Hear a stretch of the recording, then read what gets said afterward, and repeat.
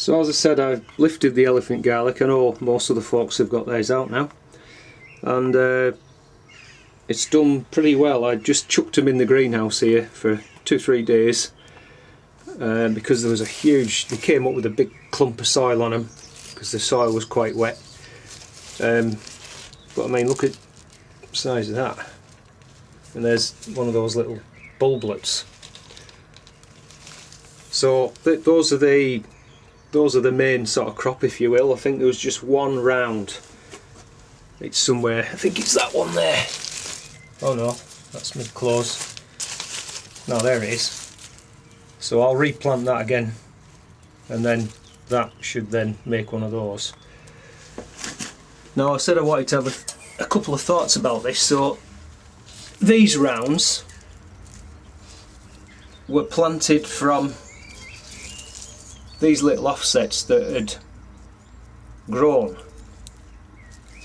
And as you can see, there's some of them are sort of bigger than others, but generally speaking they were like that when I planted them, you know.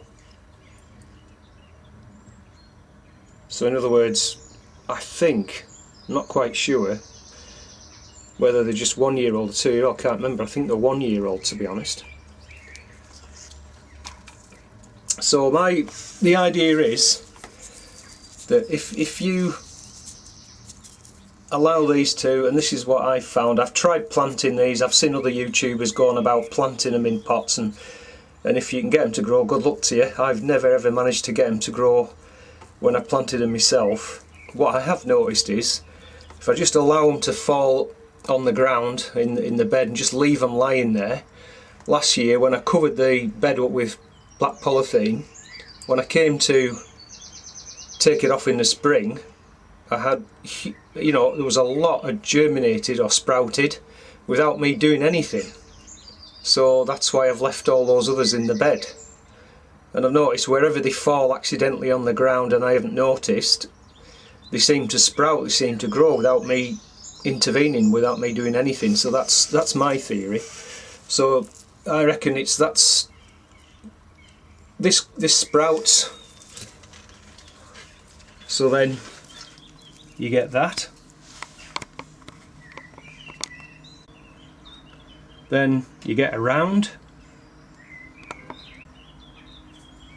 and then maybe the next year, or perhaps this might grow even bigger, so it might be a couple of years, but then eventually you'll get the full bulb with the separate into the cloves. So I think that's the kind of stages of it. The cherry tomatoes growing away nicely. These are the ones that I bought, and this is the one surviving excuse me, Rasada. It's an F1, but that's looking healthy. That's growing away nicely now. And the grapevine is doing alright. We're getting some nice bunches forming. I was talking about these letting these canes grow, so they're not too far away from the end of the greenhouse now, so I'll have to stop them as soon as they sort of get to the end. But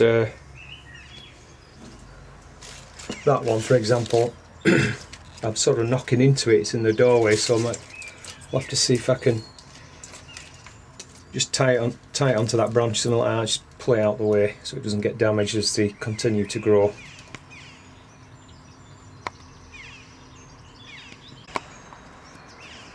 I've got the majority of the apples thinned. It's been quite a lot of work. This is variety Red Falstaff.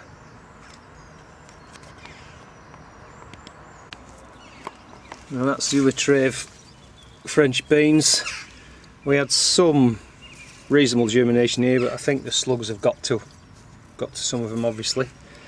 And these are the replacement sprouting broccoli, and some of the replacement kale there.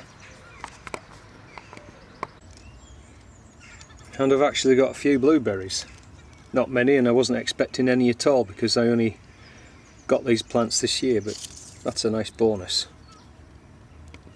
This is the Mizuna. I only planted that out about a week ago. I'm quite astonished at how quick that's grown really. And the third sowing of radish. So they're doing alright.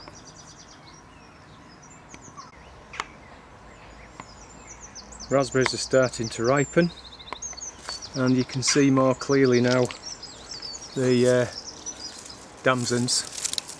Again, if I see any kind of like this, I'll just pull them off. There's an example there. I don't leave those on. It's carrying a good crop, is that?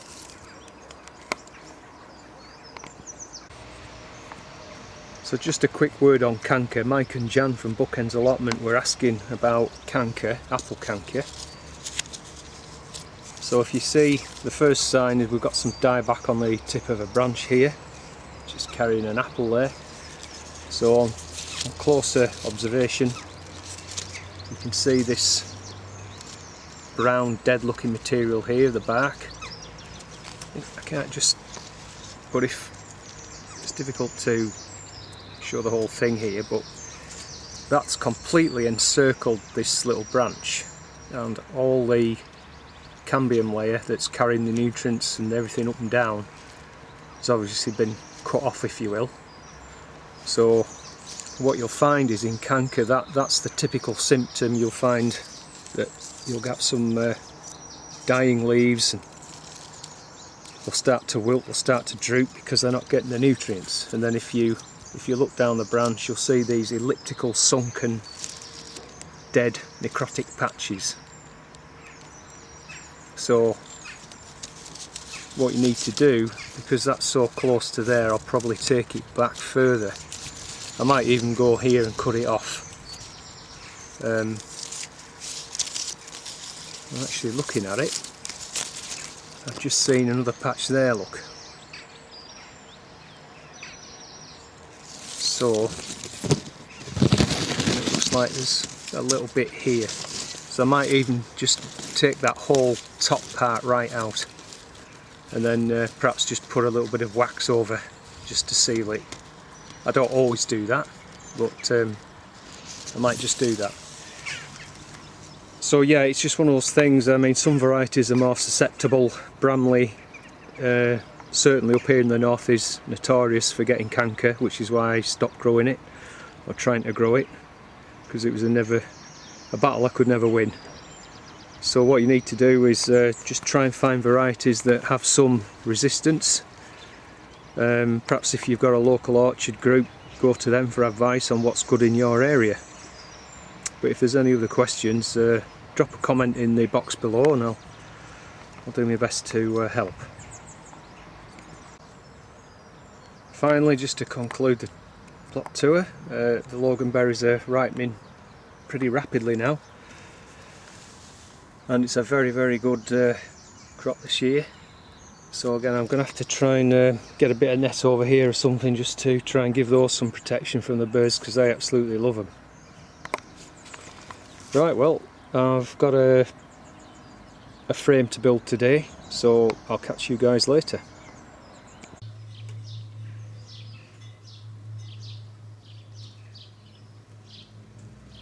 Got a cold B&P.